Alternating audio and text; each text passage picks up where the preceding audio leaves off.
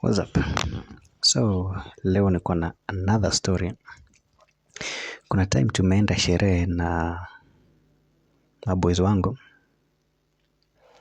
so tukapiga sherehe hadi late night.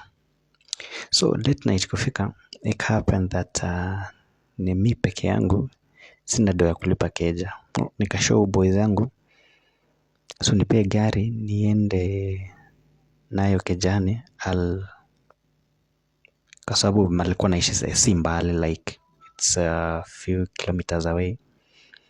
Na hapo penye tulikuwa it's a remote, villa. Kupata boda ni ngumu, ni iko huko ushago. So it's a very nice villa, by the way, in somewhere in Nakuru. I don't know what it's called. It's called something like Green Park or yeah. So tuko hapo Green Park, so that night ujamaa akasema wezi enda na gari juu naweza toka before morning.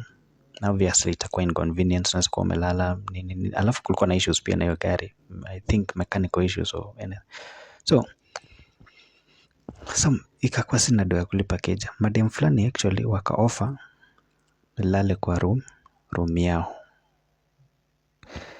So ni madem watatu wamenishow kuja ulale katikati yetu, So me as a joke, I never take anything seriously. Nikaingia room yao.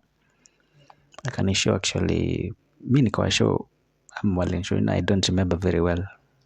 Kuja tuko sandwich. Wakanieka katikati.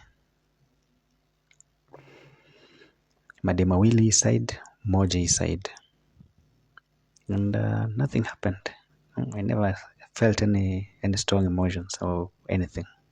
Lala hadi asubuhi, tukaenda tukatafuta chai, alafu shughuli zetu.